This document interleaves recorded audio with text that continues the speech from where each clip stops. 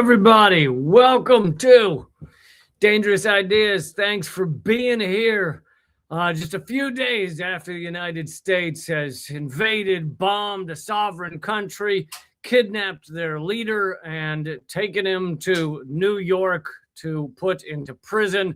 The United States, the U.S. empire, yet again proving there is no international law that they won't break, that they care about, that they care to respect. We see it again and again, although it seems to keep ramping up to a new level. I did an extended live stream on this the day or hours after it happened on Saturday. So feel free to check out that one as well. But I want to get into it with my guest, a pretty great guest for this topic, but we're going to get into a lot more than just Venezuela.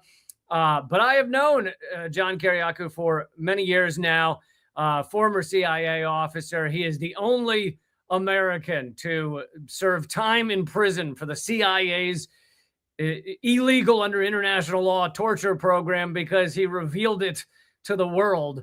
And so therefore, he was the only one to spend time in prison for it. Please welcome John Kiriakou. Hey, hello, buddy. Good to see you.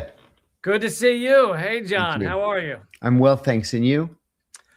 I'm better than a lot of people around this world right now. Yeah. So I mean, it's tough to imagine that the Trump administration can shock people anymore. But I found this, the brazenness of this and everything shocking this past weekend. Mm-hmm. Yeah, I just kind of want, I guess, just initially your initial thoughts. But I also was remembering that you and I were both were speakers at the Venezuelan embassy. We sure were in Washington, D.C. They were just beginning. They don't like to call it an occupation, a holding of space in the Venezuelan embassy when the first Trump administration was going to steal the embassy. Mm-hmm. And before it was locked down, they had a bunch of speakers. And you spoke about how the CIA decides and comes up with plans for coupping other countries. So I thought that your initial thoughts on Venezuela might dovetail well with that. Oh my God, I have so much to say. I don't even know where to begin. First of all, I still have the Venezuelan government shit in my house. Remember, when we finished speaking, we all took stuff with us for safekeeping. Yeah, to give back to the Venezuelans when they got their embassy back. I still have their stuff. Yeah, because they wanted those who were we had been activists and others had been invited to hold that space, so they wanted people to protect. Yeah, they asked us to take it. Yeah. So the one thing that sticks in my mind from that night more than anything was when I walked out of the embassy. You remember there were several, half a dozen or so of us who stayed in the embassy. I went home. You went home. I didn't stay either. Yeah.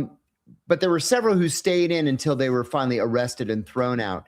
But when I left the embassy that night, there was a large crowd in front of it, and there were several uniformed Secret Service agents that were in the crowd. And as I was passing two of them, one of them said to the other, "So who are the good guys and who are the bad guys?" And then the other one said, "The ones out here are with us. The ones in the building are with Putin." Right. And I stopped and I said, "Oh, you can't be serious." And then I thought, no, you know what? It's not even worth the conversation. And I just walked the rest of the way home. Yeah, the ones in the building were also with international law. Yeah, exactly. So getting to your point, there are several things that strike me on an immediate basis. This was very much a CIA coup, very much.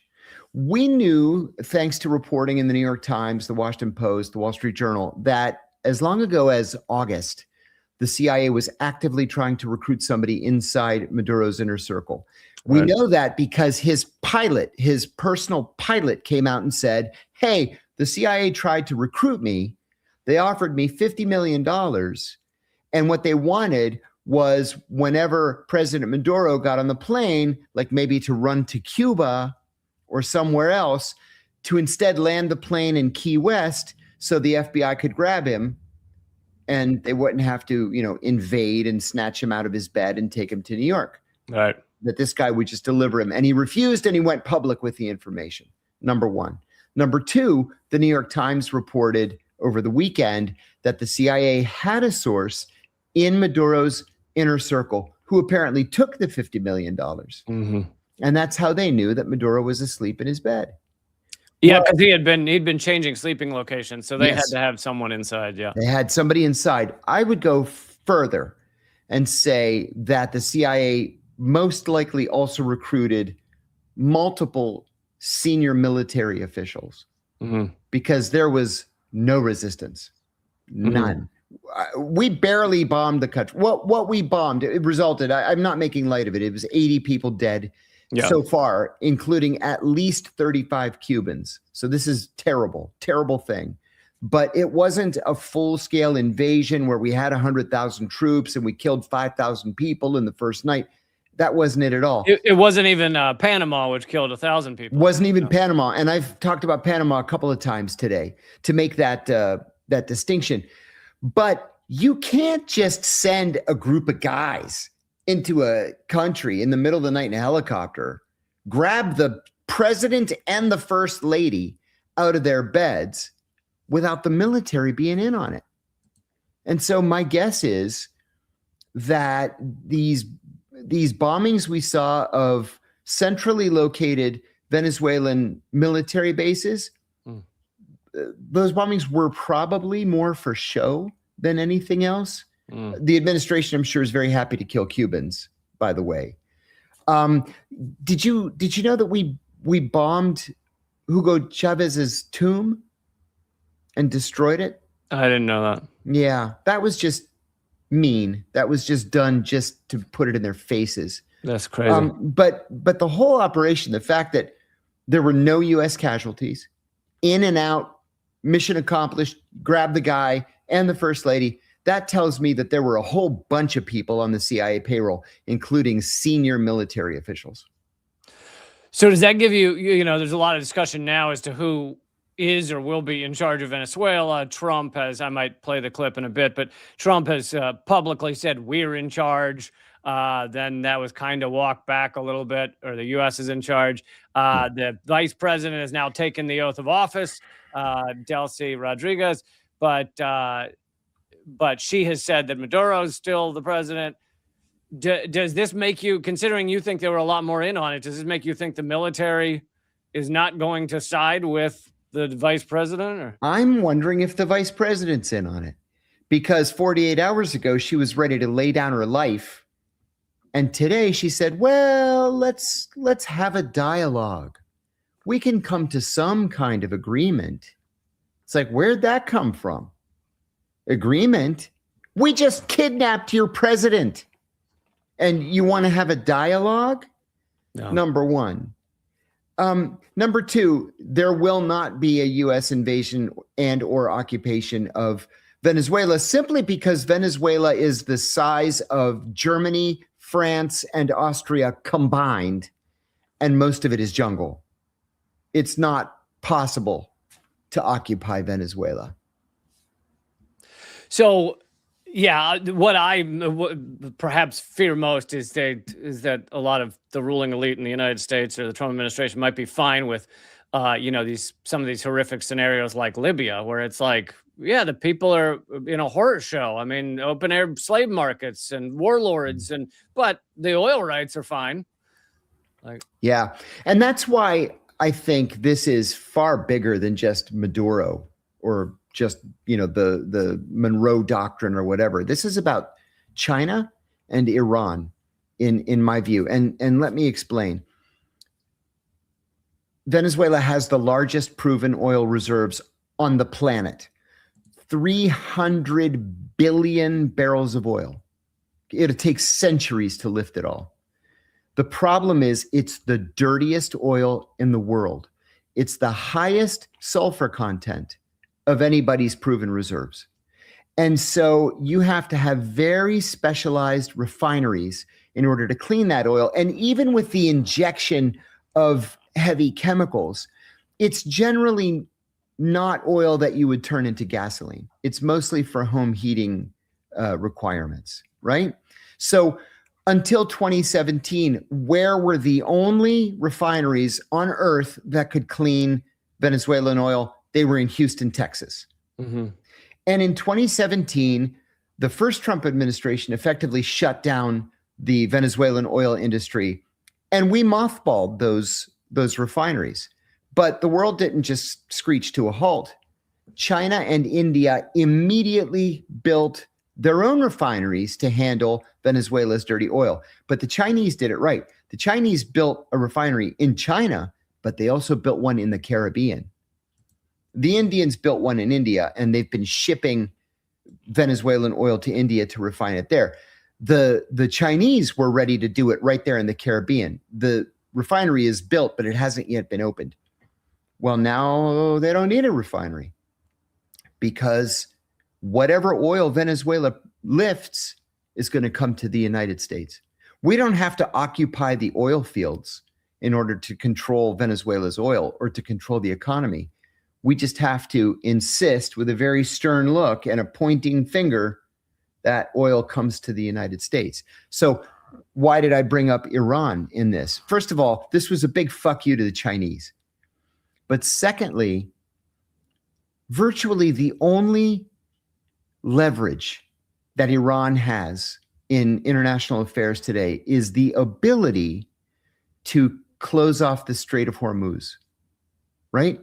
Something like 60% of the world's oil flows out of the Persian Gulf through the Strait of Hormuz. It's only about 16 miles across.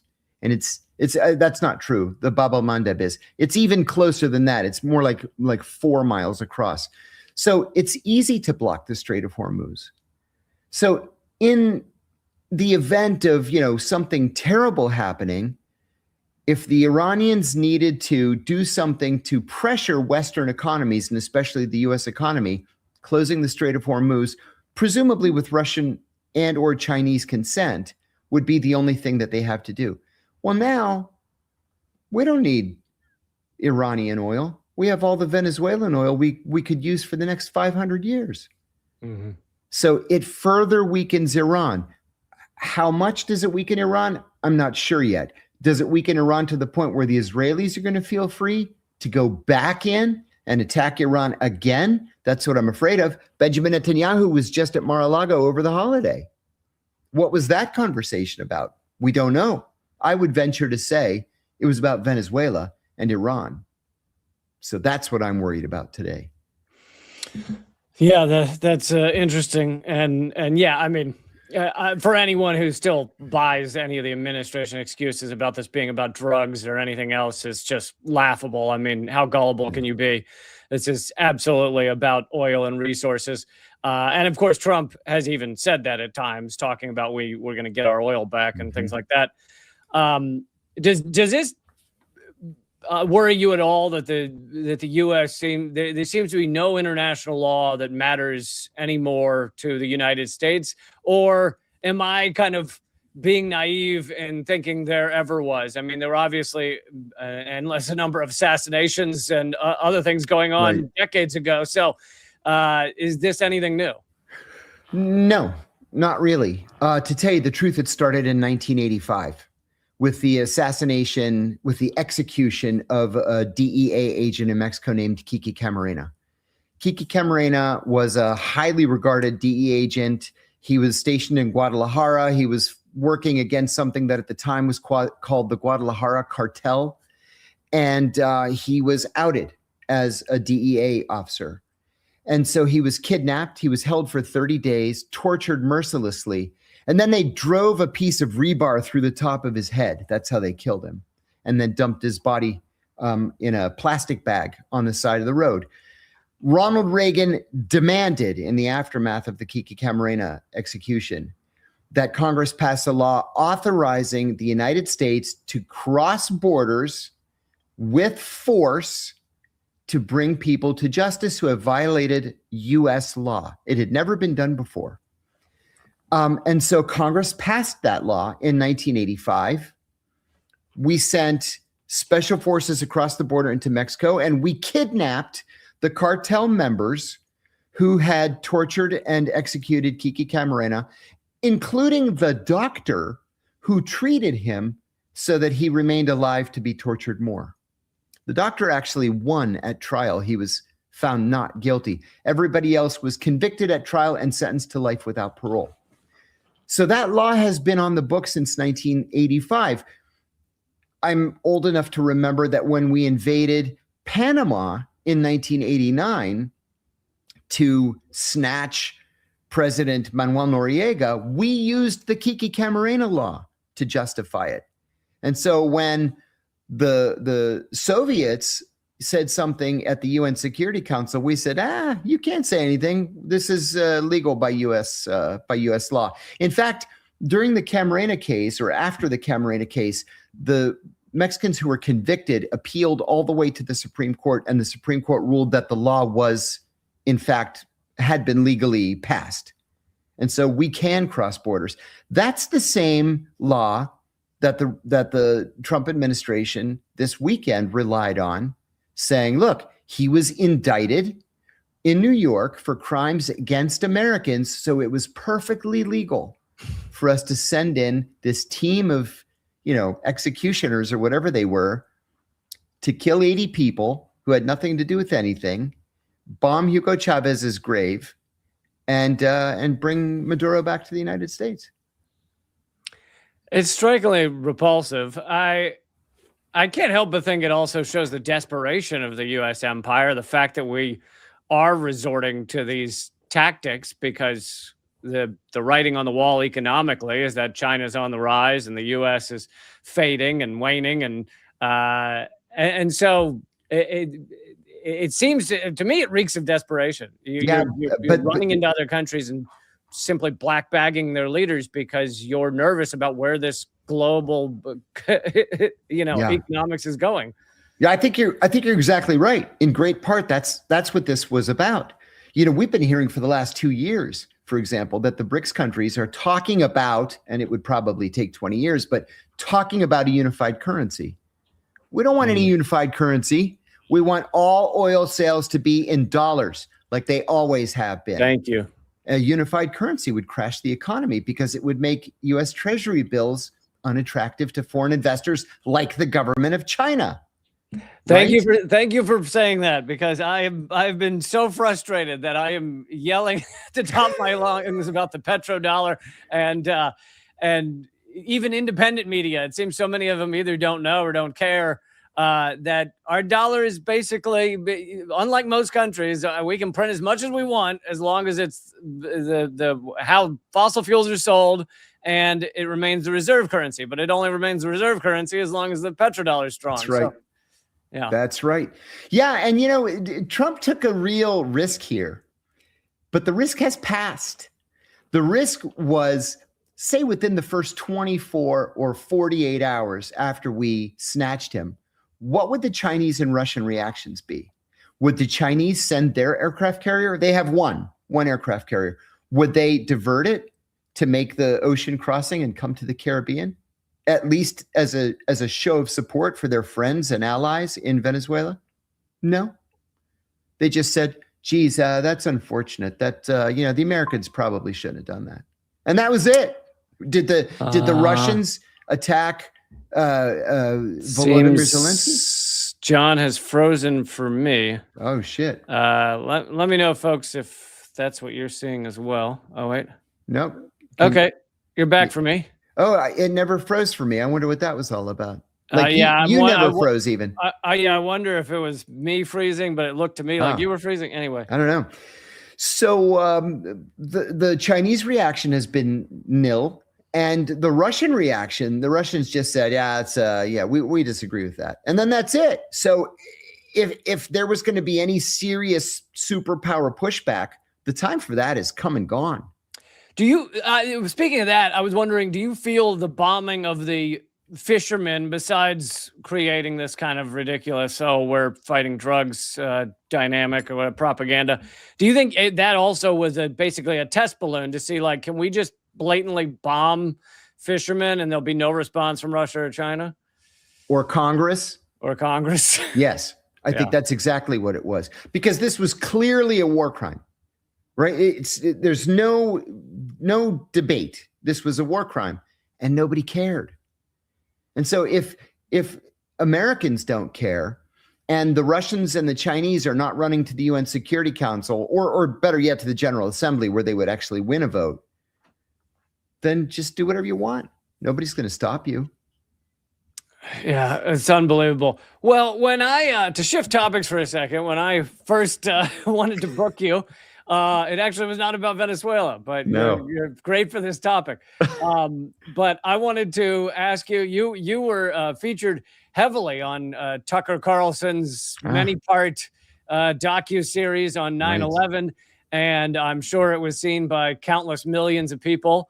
And I was just wondering if you could, in these last 10 minutes, but you don't have to fill the 10 minutes, but to give kind of some of the things that you discussed in that series about what kind of Americans still don't seem to know about 9/11. Oh, there's a lot that we don't know. And, Tucker's the first person to really mainstream it. Until this documentary series came out, it was mostly people sort of on the edges of the issue, on the fringes of the conversation, who were talking about. And listen, I'm guilty of mocking these people. I admit it. I've mocked them for years, because I can't even tell you how many people have told me the space aliens did it. Seriously, the lizard people did it. The Saudi royal family did it. The Jews did it. I mean, it was 100 different people did it. It's like, no, Al-Qaeda did it. Now, we can get into the details of Al-Qaeda doing it. Like, for example, could the Israelis have stopped it? I've always been of the belief that, yes, the Israelis could have stopped it and elected not to. Why? Because they knew that if we were hit in the United States, if thousands of Americans were killed, we would go out there and kill as many Muslims as we possibly could. And that's what we did. We killed 2 million people over the next 20 years. When we talk about the 9/11 Commission, like, do Americans know that the 9/11 Commission was not permitted to speak with any active duty CIA officers? Do Americans know that the 9/11 Commission was not permitted to interview a single Guantanamo detainee? So no Al-Qaeda fighters or leaders were ever interviewed. And we know that at minimum, both the FBI and CIA had connection, had informants within these hijackers. Yeah, the problem there was, and I'm an evangelist on this issue, the problem there was the CIA knew that the hijackers were in San Diego, but didn't want to tell the FBI because the FBI has primacy in the United States, the CIA has primacy overseas, and the CIA wanted to try to recruit them as reporting agents inside Al-Qaeda. If the CIA had told the FBI they were on U.S. soil, the FBI would have gotten the recruitment. Number one. So it was a bureaucratic pissing match. On the other hand, the FBI knew that 9/11 was being planned, but didn't want to tell the CIA because the FBI wanted to make the recruitments. They were looking overseas for the hijackers, like, we can't find them. We're looking all over overseas because they were here. Did you know that until 2009, the CIA and FBI computer systems were not compatible? That's another part of the fallout from 9/11. So when I was overseas, even post 9/11, if I had a sensitive walk-in, or I met with a recruited source, or I had actionable intelligence, I would sit at my computer, I would send it to the operational division at the CIA, the counterterrorism center at the CIA, 6 different units at the CIA needed to see it. But I would also send the cable to the State Department, to the Pentagon, to the White House, the NSC, this guy, that guy, the other guy. I literally couldn't send it to the FBI because the FBI's computer system was incompatible. And they did that on purpose because the CIA doesn't want the FBI to know its business and vice versa. And a lot of the cover up, like the 28 redacted pages and stuff, had to do with Saudi Arabia. Saudi Arabia, specifically the Saudi government. You know, when we captured Abu Zubaydah, we also confiscated his diary. I use the word diary loosely. It was more than a diary. I mean, some of it was a diary. Some of it was a doodle book, or he would write poetry, or he would write these one-act plays. He was quite an accomplished artist. Very, very good sketcher, seriously. Okay. And I'm leafing through this thing while he was still unconscious. And he's got the cell phone numbers of 3 Saudi princes. So I sent a cable to headquarters. I said, be advised, we confiscated this doodle book, or that's what I called it. I called it a doodle book.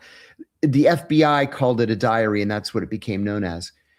But it's got these 3 cell phone numbers, and they all belong to Saudi princes. One was a minor prince from an offshoot of the royal family called the Saud al-Kabir branch. Anyway, we went to the Saudis and we said, look, we're going to start killing people. And some of them are going to be named Al Saud if you don't clean up your act. Next thing you know, we told the Saudis in that same conversation, we want these 3 princes. The next thing you know, one of them undergoes bariatric surgery and dies on the operating table. One is killed in a 1-car crash on the Riyadh to Jeddah highway. And one of them goes camping in the desert and dies of thirst. And they said, you know, we were going to turn them over to you guys, but they died. So it's just not possible. Jesus. In this last couple of minutes, another topic shift. Since you were forced into prison for revealing and actually, I think the first time I ever met you was your my going away party. My going away party to prison, thrown by Code Pink, I think. Yeah, it was. You've spoken out for prison reform, and I wonder if you could snap your fingers and change things about our horrific prison system, what would be some of the things at the top of your list? If you can't just replace the entire leadership of the Bureau of Prisons with, somebody from Denmark or Norway, which is not likely to happen. The 2 things that you have to focus on immediately are medical care and food. One of the very first things that I saw when I went to prison, on my very first full day, I reported on a Thursday. On Friday was fish day. And one of the Italians across the hall from me said, Friday, it's fish day. And I said, oh, good. I like fish. And he says, oh, buddy, no, you're not going to want to eat this fish. We call it sewer trout. And I said, oh, okay, I'll skip it. So I went down to the cafeteria and they had these boxes stacked up behind the chow line. And the boxes say, I wrote about this at the time contemporaneously. The boxes say, Alaskan cod, product of China, feed use only, not for human consumption. And they're slopping it onto trays. And that was some of the better food that we had. So yeah, that, and then there, for all intents and purposes, there is no medical care. If you've got a medical problem in prison, you're going to die. That's it. I cracked a crown. And so I went to the dentist, the prison dentist, and he said, listen, buddy, he says, I'm going to do you a favor because I know you. He knew my case and I wasn't in there, but for 23 months, he said, I'm going to put you a temporary crown. It should last until you go home and you can get a dentist to fix it for you. He said, my only job here is no matter what reason people come to the dentist for, I just pull the tooth. That's it.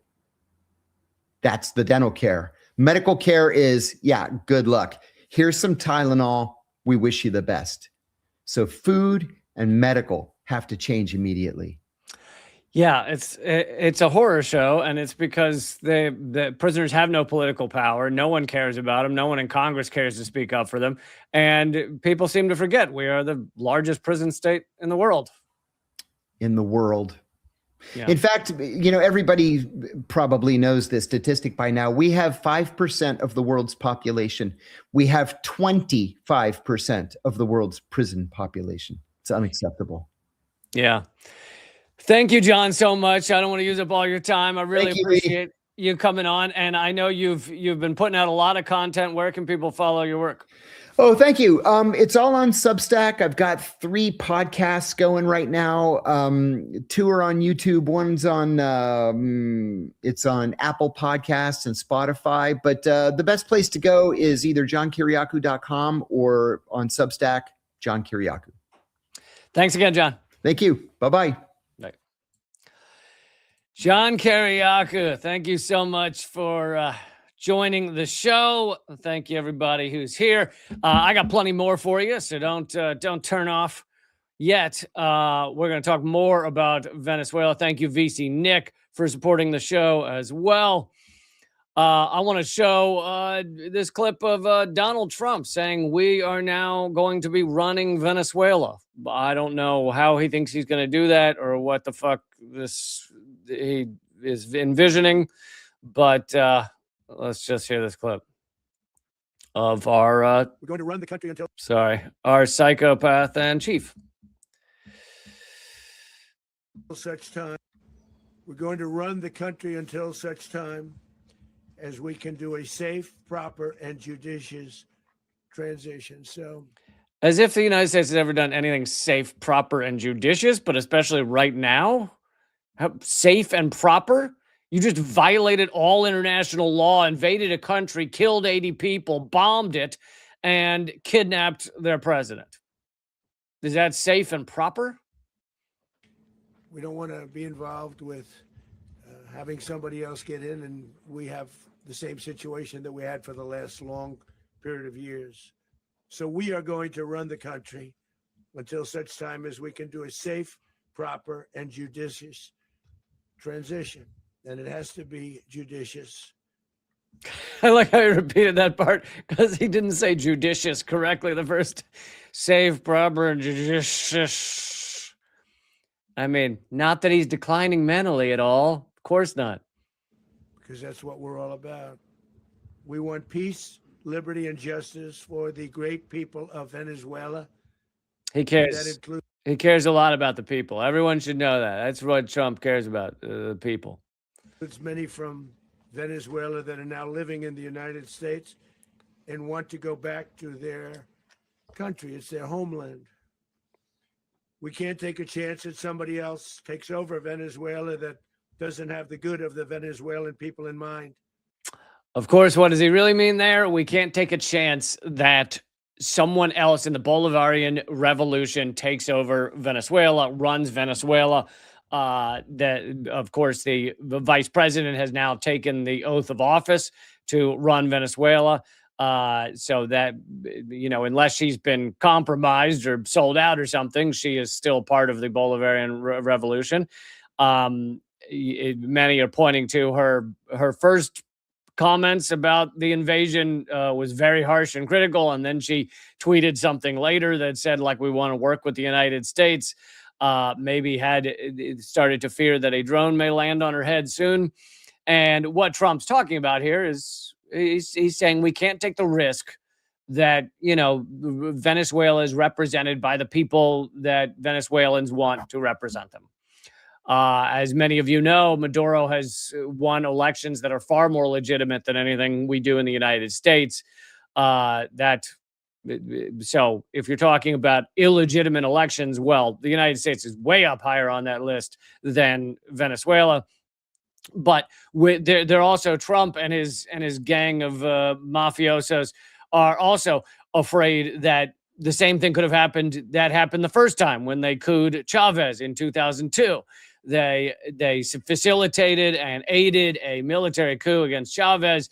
That he was kidnapped. He was taken to a military base where he says he was almost executed. But that military base was still within Venezuela. So certain people that were in the military, a lot of them were still allied with Chavez. And because Venezuela still had control of the situation, they put Chavez back into office when the people of Venezuela stood up. Trump and his goons didn't want the same thing to happen. So rather than allow the Venezuelan military, perhaps factors in the Venezuelan military that are, allegiant to the right wing or to the U.S. invasion, allow them to do it. The U.S. did it themselves and kidnapped Maduro dragging him all the way to New York and putting him in prison there because they didn't want the same thing to happen. So it's unclear on, honestly, what will happen now in Venezuela. I think that there is a lot of evidence that the people are standing up for their sovereignty. There are people in the streets. The mainstream media don't want to show you the thousands upon thousands of Venezuelans. Some of them, or maybe many of them, didn't even vote for Maduro. They just know that they don't want a U.S. invasion. They just know they want their sovereignty. They just want to have their fucking own country without other countries coming in and just kidnapping their presidents. So, and if this were to be actual international law where you could kidnap any president that is corrupt or is, wreaking havoc or is enriching themselves with the presidency, then Donald Trump should absolutely be kidnapped. Come one, come all. If that's what we're doing now. I didn't realize that, if president's corrupt, then you just come in and kidnap him. Now, of course, Donald Trump, far more corrupt than anything Maduro's ever done. We all know this has nothing to do with drugs. We all know this has a lot to do with oil and resources. So the question is, though, will Donald Trump and the CIA, as John Kiriakou said, this has the CIA fingerprints all over it. Also, Donald Trump, before this happened, said he's unleashed the CIA in Venezuela. So will Donald Trump and the CIA allow Delcy Rodriguez or other factions of the Bolivarian Revolution that are represented by Chavez and Maduro, will they allow them to govern, or will they go in and take them out and kidnap them or bomb them and kill them? Or what are these next steps? Here is Donald Trump essentially saying that he'll do the same thing again. He'll do it more if Venezuela doesn't give all their resources to the United States. Now, the person who posted this added in, because Donald Trump says we have to do it again, and she added in other countries, but I don't think he meant in other countries. I think he meant we'll have to do it again in Venezuela if they don't do exactly what we want. But anyway, you decide for yourself. Here's the clip from Donald Trump speaking on Fox News. But we can't take a chance after having done this incredible thing last night of letting somebody else take over, where we have to do it again. We can do it again, too. Nobody can stop us. There's nobody that has the capability that we have. Nobody can stop us, as if that is how any kind of law works. It's just whatever you can do without being stopped. Is that how it works? Or are we trying to believe there is some kind of international law that is beyond what you're able to do? Because if it's just what you're able to do, then any stronger country can kidnap any leaders they want. And in fact, there are some representatives in other countries, politicians in other countries that realize that this might set a bad precedent. Now, of course, the U.S. has been assassinating leaders around the world for years, so I guess this is not new in certain ways. The difference is that they kidnapped him. They kidnapped Noriega as well in Panama. But it seems more often they just kill them than kidnap them. It seems, I'd say after all the reading I've done, that it seems likely that they killed Hugo Chavez with cancer. It is not that difficult for our CIA to give someone cancer. You can inject someone with radioactive elements. You can sew radioactive lining into car seats. There are ways to give people cancer. And so I wouldn't at all be surprised if the CIA were involved in giving Chavez cancer. But anyway, as one example, but here is, this is a British MP, the senior Labour MP, saying her name's Emily Thornberry, saying that the Venezuela attack could embolden other countries. And of course, in order to be a good, little liberal for either the U.S. or Britain, you have to say could embolden Russia and China, right? Those are the evil countries, not the one that's actually doing it, not the one that's fucking doing the thing, not Donald Trump. You just have to say this could embolden the bad guys, Russia and China. But yeah, that's another aspect of this, which is this just all bets on international law are just gone. Anything is justified as long as you're strong enough to do it. Venezuela, thank you, VC Nick, who's saying Venezuela replaces the Epstein files in the news cycle. Very true. Everything is just another story that keeps us angry and dependent on the system they've created. Yes, and of course, many people have pointed out that Trump also did this to cover up the Epstein files. But I don't like that some people act like that's the only reason. No, there's a much larger thing at play here. Yes, he did want to cover up the Epstein files, and it seems to be working so far. The mainstream media not mentioning Epstein, even most independent media not mentioning Epstein. But there's something much larger going on, which is the rise of China, the petrodollar, the Belt and Road, BRICS. And if you aren't talking about those things, then you really have no idea what you're talking about here. But yes, Trump saying we'll do it again.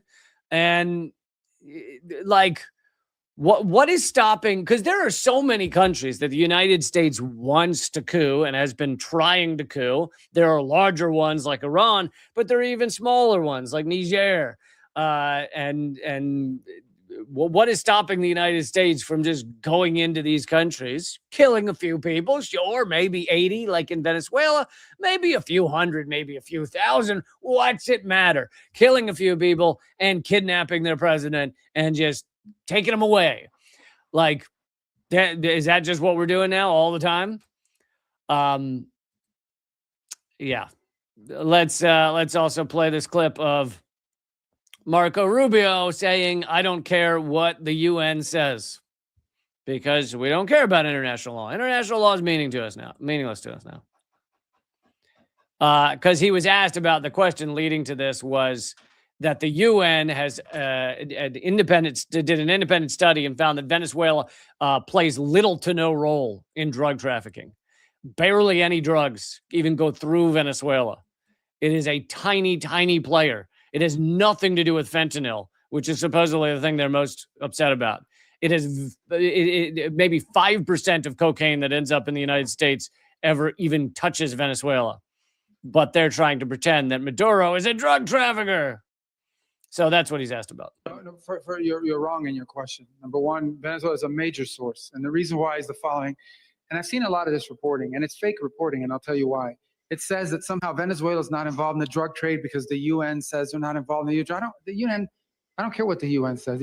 Oh, you don't care? Well, that certainly wins the debate. What about this thing that completely disproves what you're talking about? Well, I don't care. Oh, you don't care. Oh, okay. For a minute there, I thought you cared. Oh, okay. As long as you don't care, then it must not be true. Ben doesn't know what they're talking about. Maduro is indicted by a grand jury in the Southern District of New York. You ever heard the expression that you can indict a ham sandwich?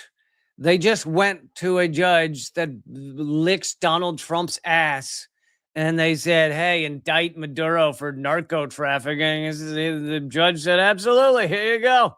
Done and done. And Rubio's acting like that is proof. That's proof of fucking nothing. Nothing. Anyone who still believes this had anything to do with drugs is just gullible beyond all belief.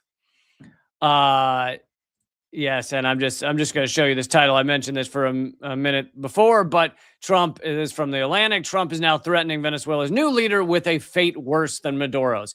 Basically, I think without saying the word drone bomb, he's basically saying we'll drone bomb whoever replaces Nicolas Maduro, which right now is Delcy Rodriguez, unless you basically sell us all of your resources, all your oil, all your other resources. Venezuela has loads of gold. but they also have other rare earth metals, which the United States needs because China has really cornered the market on that. Okay, I now want to play Professor Jeffrey Sachs' speech to the UN and analyze that a little bit about this very issue, about Venezuela. Couple of quick notes before I do that. We have a government secrets episode on Wednesday at 9 a.m. Eastern, but of course you can watch it at any time. You can also listen to the podcast, Government Secrets. So join me for that. New Unredacted Tonight comes out Thursday at 7 p.m. Eastern. And most importantly, I hope you guys will join up at my Substack, reallycamp.substack.com. You guys, thanks to your support, have made my Substack. It varies day to day, but we got as high as number 3 in world politics, Substack's world politics rankings. We're now down, I think, in the 20s. But still amazing to be anywhere on that list. And it's because you guys are joining up at reallycamp.substack.com. And if you want to see my show and Unredacted and all my work continue, it'd be amazing if you could join up for 2 coffees a month, the cost of 2 coffees a month. And that's what keeps the show going. Because of the suppression, a lot of other independent creators on YouTube, they can make crazy amounts of money on ad dollars. I make essentially nothing on ad dollars. So it really comes down to whether you guys like to see my work and like to see all of it continue. So reallycamp.substack.com. But okay, let's watch Jeffrey Sachs talk to the UN. I'm going to play this on we'll say 1.2 speed. Okay. And I'll check the comments. If you guys are like way too fast, then we'll slow it down, but I'd like to get through most of it. So let's try 1.2 speed and see how you feel. Just see whether you're feeling it, whether it feels a little too much like Jeffrey Sachs is on coke, and we'll analyze it as we go. But here he is speaking to the UN. This happened today. The issue before the Council today is not the character of the government of Venezuela. The issue is whether any member state, by force, coercion, or economic strangulation, has the right to determine Venezuela's political future or to exercise control over its affairs. This question goes directly to Article 2, Section 4 of the United Nations Charter, which prohibits the threat or use of force against the territorial integrity or political independence of any state. See, so many people debating this, and so many people in our mainstream, maybe all of our mainstream media, are fucking missing the point here. That it doesn't matter whether you like Maduro or not. That doesn't matter. It doesn't matter whether you like drugs or not. It doesn't matter whether you care that we're bombing fishermen or not. None of that matters. It is illegal under international law to go in with force and just exert whatever you want on a sovereign state. And the idea of these laws and the UN bylaws, etc., they were put in there to stop exactly this, to stop Hitler-esque lunatics saying, I will do whatever I want in these other countries because I have a stronger army or a stronger military or a stronger CIA. That is kind of the whole point of the UN. And so these debates, you'll see endless debates. You see all this war fetishism, military fetishism on CNN and multiple sclerosis now and Fox News and all this shit. None of that is the point. It doesn't, our military was so awesome. Oh, look at what it did. Oh, it went in there so quickly. Oh, it jammed their defenses. Oh, we paid off some of his insiders. None of that matters in the debate. The debate is about whether a bigger and stronger country can just do whatever the fuck it wants to a smaller, weaker country. And the idea is, in order to have a peaceful world, that's illegal. Kind of the concept. If you want a peaceful world, you cannot just have the biggest guys bombing, killing, and kidnapping the weaker guys, militarily speaking. The Council must decide whether that prohibition is to be upheld or abandoned. Abandoning it would carry consequences of the greatest kind. Let me offer some background. Since 1947, the United States foreign policy has repeatedly employed force, covert action, and political manipulation to bring about regime change in other countries. This is a matter of carefully documented historical record. In her book, Covert Regime Change, political scientist Lindsay O'Rourke documents 70 attempted U.S. regime change operations between 1947 and 1989 alone.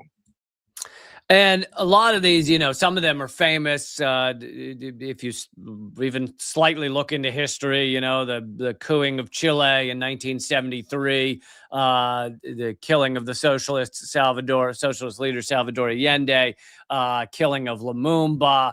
There's so many examples of assassinations or straight up kidnappings like we did with Noriega in Panama. That doesn't mean Noriega was a good guy. Doesn't mean I like Noriega. In fact, Noriega was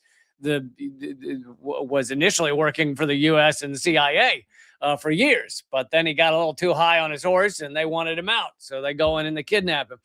And there's so many examples of this. The kidnapping of Jean-Bertrand Aristide, where in Haiti, where first democratically elected leader of Haiti was just put on a U.S. military plane and dumped in Africa. You could go down the list. But so I do think it's important to, while this is horrific, what we just saw is horrific, it is important to understand this is a trend of the U.S. empire. This didn't start yesterday. This is not that new, in fact.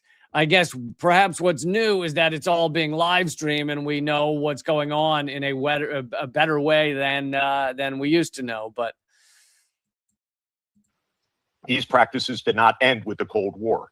Since 1989, major United States regime change operations undertaken without authorization by the Security Council have included, among the most consequential, Iraq 2003, Libya 2011, Syria beginning in 2011, Honduras 2009, Ukraine 2014, and Venezuela from 2002 onward. The methods employed are well established and well documented. They include open warfare, covert intelligence operations, instigation of unrest, support for armed groups, manipulation of mass and social media, bribery of military and civilian officials, targeted assassinations, false flag operations, and economic warfare. And, you know, I'm glad he went through that list and all the different ways that the U.S. uses to coup and destroy various countries that get in the way of our economic hegemony. I think you could divide these up into kind of two groups. Those that the U.S. openly admits or is openly seen doing, such as the invasion of Iraq in order to destroy Iraq and stop it from undermining the petrodollar by selling all of their oil outside of U.S. dollars. Also, Israel wanted Iraq to no longer be powerful in the region. So that things like Iraq and Libya and to some degree Syria are kind of done, and Afghanistan are done in your face. Like you see it. It's obvious. The U.S. is going in to destroy this country. Same with kidnapping of Maduro. But then there's the other group is the ones where the U.S. pretends to have no the connection to the change in governments, to the change in leadership. And, you know, that list is very long indeed. But some of the most recent ones, you got Imran Khan in Pakistan. The U.S. advised them on the lawfare issue. You got Argentina using lawfare to get Javier Milei out.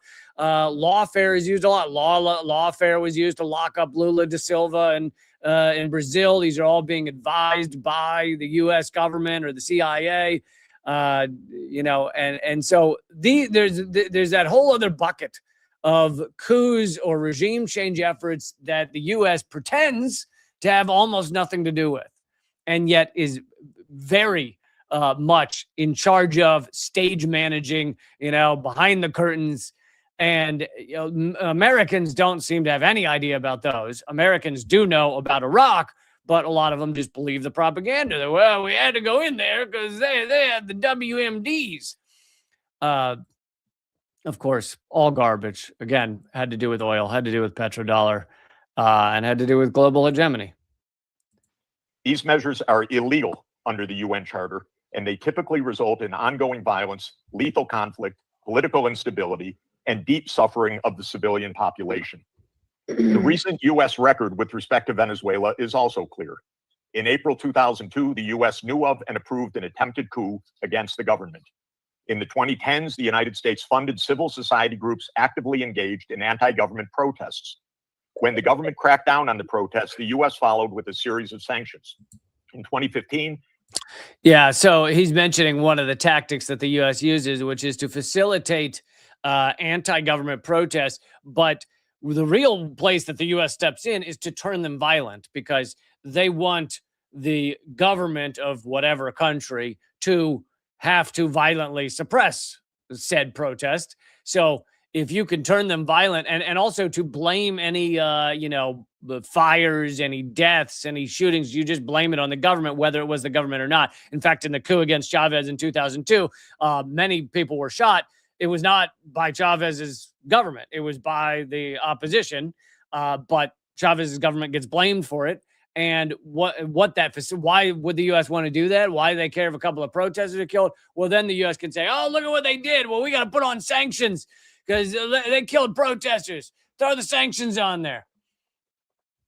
President Barack Obama declared Venezuela to be, and I quote, an unusual and extraordinary threat to the national security and foreign policy of the United States. In 2017, at a dinner with Latin American leaders on the margin of the UN General Assembly, President Trump openly discussed the option of the U.S. invading Venezuela to overthrow the government. During 2017 to 2020, the United States imposed sweeping sanctions on the state oil company PDVSA. Oil production fell by 75% from 2016 to 2020, and the real GDP per capita declined by 62%.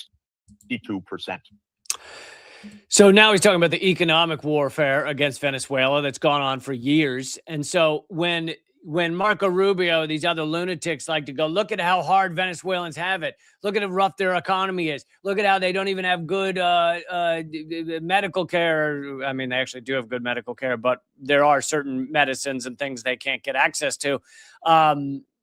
Whenever they do that, well, why is that? Well, it's because the U.S. has tried to sanction them into oblivion, has sanctioned them so much that they can't pump their oil, not much of it. They therefore don't have nearly the money that country would have, and therefore they suffer economically. And this serves two purposes. One is the United States can go, we're going in to help those poor Venezuelans because they don't have enough money and things are hard for them. That's reason one. Reason two is this idea that if you sanction a country enough so the people are really starving to death or having a lot of trouble, then those people will rise up against their government. The problem comes in when those people are actually educated as to why they're having hardship, as to why their economy is struggling. If they know that it has to do with an economic war against them, and it has to do with U.S. empire, and it has to do with the gooey tentacles of our fucking empire, then they tend to not get that mad at their government. But, you know, we've done this to many countries, sanctioned them so much that the people are starving to death. The UN estimates that 100,000 people have died in Venezuela due to our economic war on them. But far more than that died in Syria during our economic war on Syrians. Even before Assad fell or fled, 94% of Syrians were below the poverty line.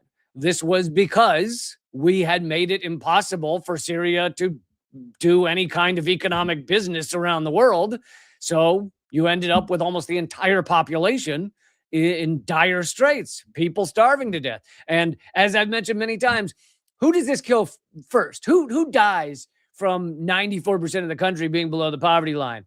Well, it's generally babies, small children, and the elderly. Those are the ones who have the most difficult time surviving when food is scarce. So who are we killing in Syria? Well, babies and elderly. So yeah, awesome. We're the good guys, right? We're doing the good and noble thing, murdering the babies of Syria. I mean, honestly, like, who fucking makes that argument? What kind of lunatic sociopath is like, well, we're murdering babies. It's awesome. Good for us. That ought to teach them. It's just crazy. It's absolutely just psychopathic. And of course, there's the famous quote of Madeleine Albright being asked in that interview about the 500,000 babies and children we killed in Iraq, and asking her if it was worth it. And she said, we think it's worth it. Oh, yeah? Is it worth it for you, Madeleine? The UN General Assembly has repeatedly voted overwhelmingly against such unilateral coercive measures. Under international law, only the Security Council has the authority to impose such measures. On the 23rd of January 2019, the United States unilaterally recognized Mr. Juan Guaido as interim president, and a few days later froze approximately $7 billion of Venezuelan sovereign assets held abroad and gave the designated authority over certain of these assets. These actions form part of a continuous U.S. regime change effort spanning more than 2 decades. I know he didn't have time to say everything, but what he had mentioned is Juan Guaido, who we announced was the president of Venezuela, had never even run for president of Venezuela. He had received 0 votes for president of Venezuela. When we announced he was president of Venezuela, 80% of Venezuelans had never heard of him. So, right, he's president of Venezuela. Awesome, sure. In the past year, the United States has carried out bombing operations in 7 countries, none of which were authorized by the UN Security Council, and none of which were undertaken in lawful self-defense under the Charter. The targeted countries include Iran, Iraq, Nigeria, Somalia, Syria, Yemen, and now Venezuela. In the past month, President Trump has issued... He didn't mention that we even though we were bombing off of Venezuela, it was also off of Trinidad and Tobago, so we killed Trinidadians. We killed, I believe, Colombians as well. So if you add those 2 countries on, it's actually, what did he say, 5 countries? That makes 7 or 8. This is the peace president, folks. Peace president. Remember that, okay? Very peaceful president. To direct threats against 6 UN member states, including Colombia, Denmark, Iran, Mexico, Nigeria, and of course, Venezuela. Members of the Council are not called upon to judge Nicolas Maduro. They are not called upon to assess whether the recent U.S. attack and ongoing naval quarantine results in freedom or in subjugation. Members of the Council are called upon to defend international law, and specifically the UN Charter. The realist school of international relations, articulated most brilliantly by John Mearsheimer, accurately describes the condition of international anarchy as the tragedy of great power politics. Realism is therefore a description, not a solution for peace. Its own conclusion is that anarchy leads to tragedy. In the aftermath of World War I, the League of Nations was created to end the tragedy through the application of international law. Yet the world's leading nations failed to defend international law in the 1930s, leading to renewed global war. I can't remember. He doesn't say the word, but I can't remember what came after the 1930s. He says global war, but there was some sort of group of ne'er-do-wells that rose to power when the international bodies in other countries just didn't stand up to them at all. And eventually it resulted in a massive world war because the guy, I don't remember his name or what he was up to, but the guy was just taking over other countries, and then the countries that could have stood up to him were like, just let him take a few countries. I'm sure it'll be fine.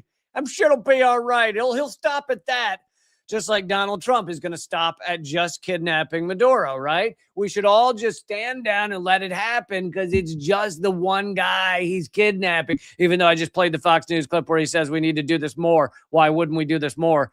But I'm sure it'll just be this one thing. So just, let that happen because he's going to stop there. And I think all is well after this. The United Nations emerged from that catastrophe as humanity's second great effort to place international law above international anarchy. In the words of the Charter, the UN was created, quote, to save succeeding generations from the scourge of war, which twice in our lifetime has brought untold sorrow to mankind. Given that we are in the nuclear age, failure...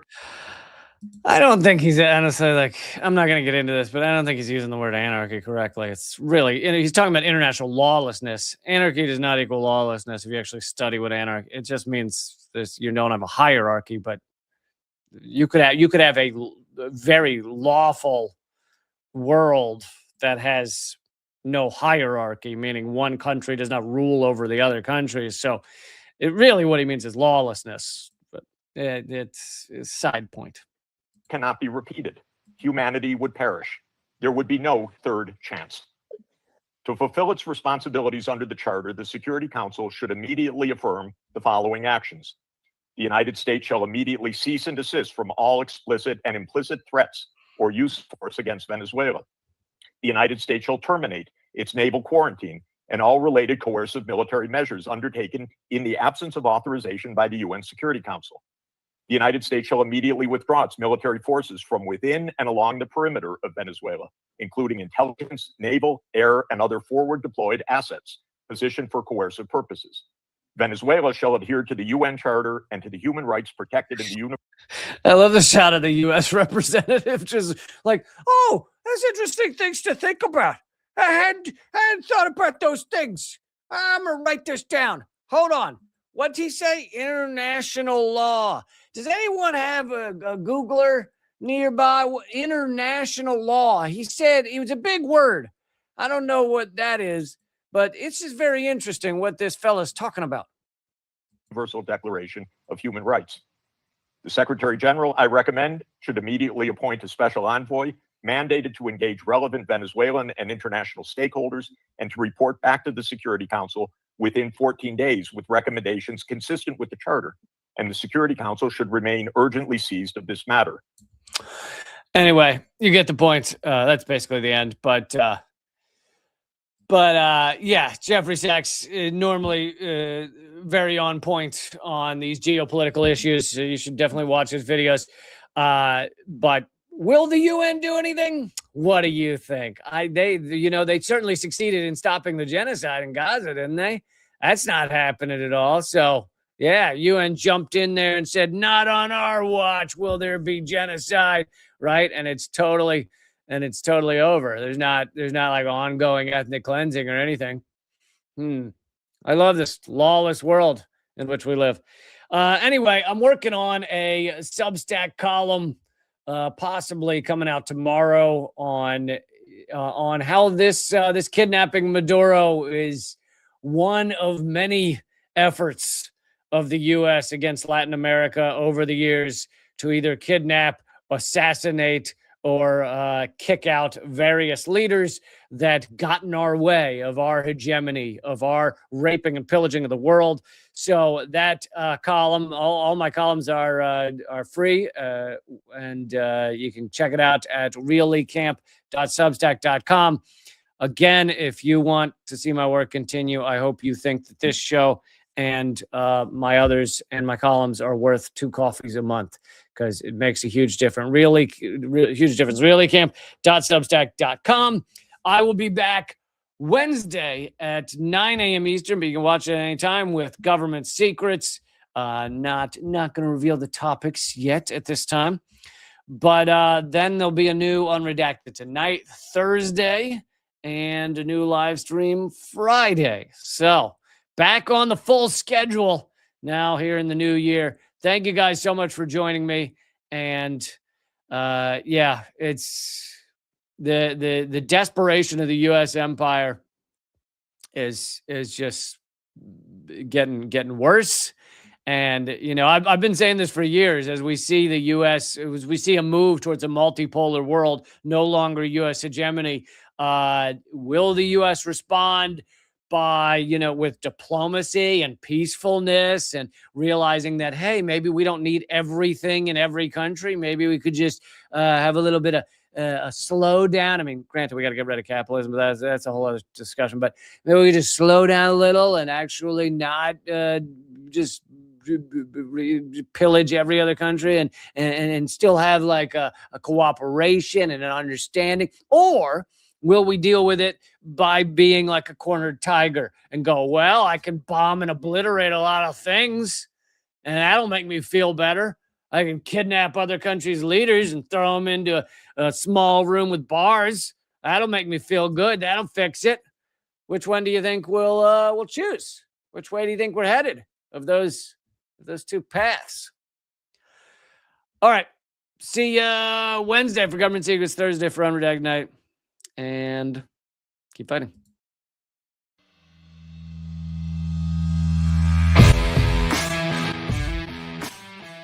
Well, brother, I salute you, though, man. You're one of the few that bring together this tremendous artistic talent and still be in so such deep solidarity with oppressed people.